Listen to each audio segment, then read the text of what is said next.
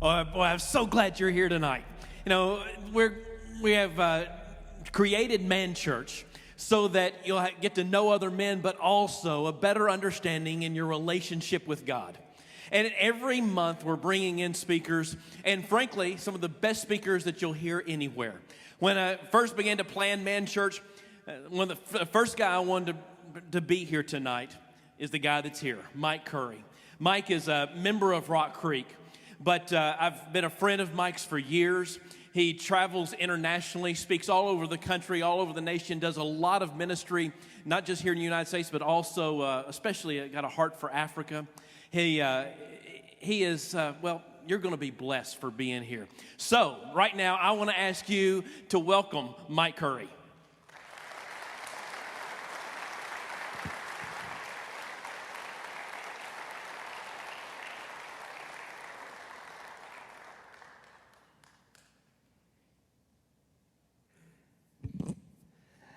Man Church, huh?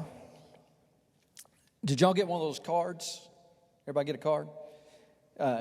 Mark, you're supposed to write on the back, Camaro, Corvette. Is that how that works? And the drawing is later? Is that how that?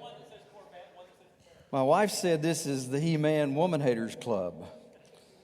And somehow she said she's getting a tape, so I don't know if we're safe or not. Hey, it's great to be with you guys tonight.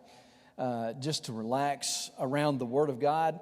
And that may be an oxymoron. In fact, I think it probably is, because I find myself constantly confronted, not with God, not with the presence of God, not with the person of God, not with the promises of God, but the reality of who He is and who I need to be to relate to Him. Now, this is not a you need to do better. This is not a, give you one of those speeches where you can go out and play handball against the gutter type things. I just want to share with you a little dialogue tonight of where I am in my journey. I've been doing professional Christianity now for 30 years. They've been paying me to be a Christian for 30 years. And one of the things that professional Christians have to do is you have to have somewhere to go be Christian. And in speaker land, the way this works, I haven't had a job in 25 years now. That's been pretty amazing. I've enjoyed that. And I get to travel around and get to do what we're doing tonight. But in order to do that, you have to be in front of people all the time who are scheduling speakers. And so there's incredible competition. I'm not going to give away too much here about Christian speaker land, but there's a lot that goes on behind the scenes. And I remember one day I was sitting in our offices there, Light Ministries International headquarters. It's right across the hallway from our spare bedroom upstairs, and my wife was sitting in there with me, and we were looking at the calendar, and it was just full of holes. I mean, there's just holes everywhere. That's not a good thing when you make your living speaking.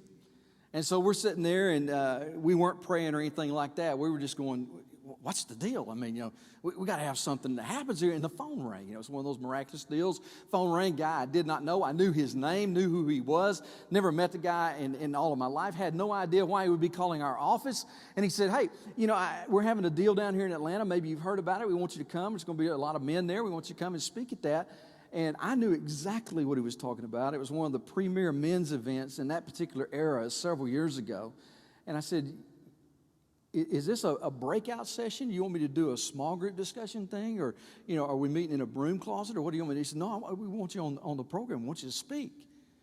And I said, well, let me pray about that. He said, do you have the dates open? I said, I got the dates. I said, but let me pray about that. That's what you're supposed to say. So you never say yes. Not in Christian speaker land. In business, you say yes. If somebody wants to buy something, you say yes. Somebody calls and wants to buy some widgets, you sell them some widgets, okay? In Christian speaker land, you say, well, let me pray about that. And so I said, well, let me pray about that. And I hung up the phone, and my wife was sitting there. We were going over stuff. She said, who was that? I told her, and she said, what do you want? I said, well, he wanted me to speak. She said, yeah, right. I said, no, really, he wanted me to speak.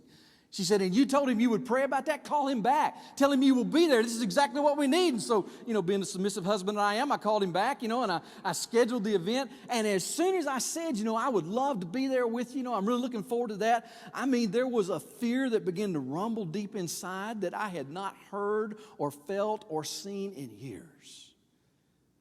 I love what we're doing tonight. I love it when the room's big. I love it when the room is small. I love it when we're sitting down over a cup of coffee. It doesn't make me any difference.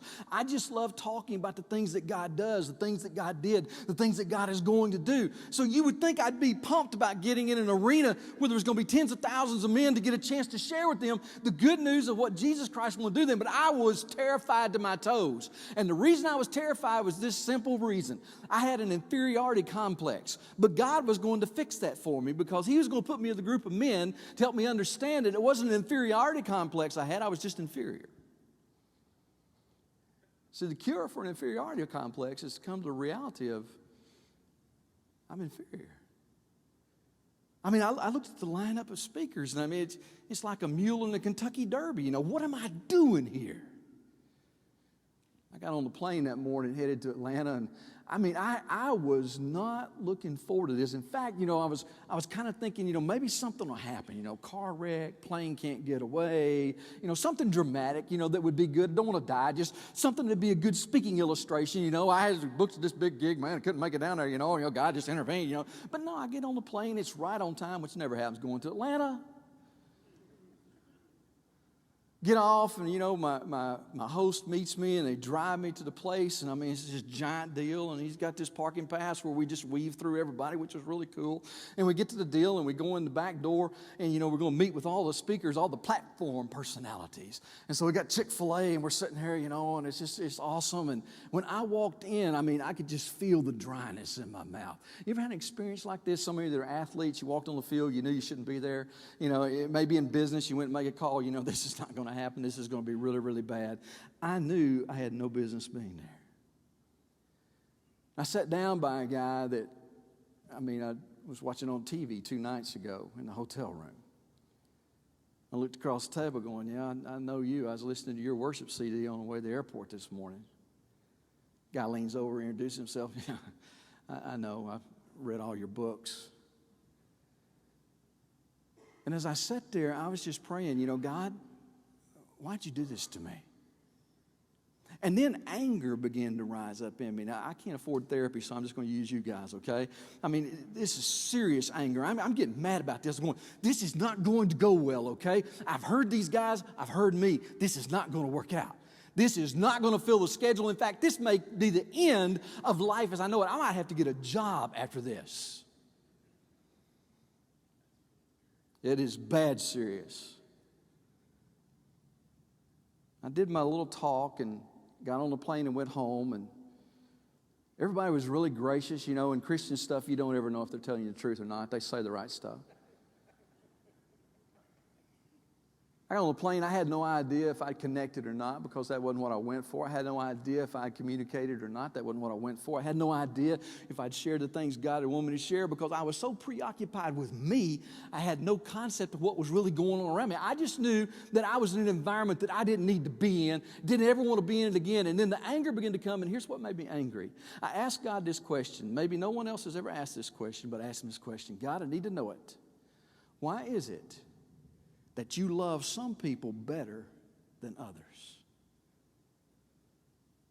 Now, this is a men's meeting, so that's a safe statement. If the ladies were here, immediately I could get all kinds of facial connections here, because the ladies, especially those with the gift of mercy, going, oh, now, you know, God doesn't love some people better. He loves others. You know, God loves everybody the same. No, he does not. God does not love everybody the same. I don't know who told you that. If you believe that, you probably grew up in a home with a mom like mine that got the receipts out 2 days before Christmas and made sure that everything totaled up within $2 of each other. God does not do that.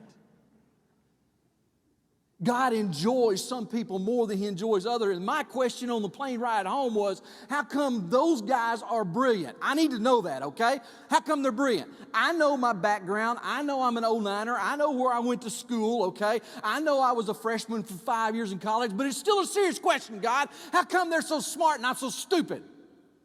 How come that guy who spoke just before I did, he laid his Bible down, one verse that everybody knows. He speaks for 45 minutes, and we're writing reams of pages of notes, and everybody's going, oh, no man ever spake as this. Where's that come from? How come the guy leading worship goes to the Waffle House with me in Panama City Beach, Florida, and sits there, and all I'm doing is getting fat and fresh zits, and he gets a napkin down and writes the Dove-winning worship song of the year on the napkin at Waffle House. What's that about?